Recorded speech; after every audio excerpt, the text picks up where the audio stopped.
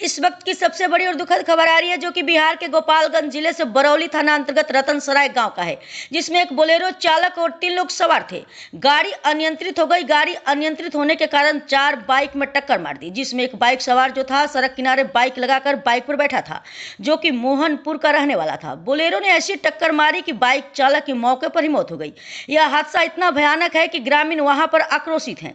ग्रामीणों का आक्रोश देखकर पुलिस प्रशासन वहां अभी मौजूद है। पुलिस प्रशासन इस मामले को किसी भी तरह चाह रही है कंट्रोल करने को।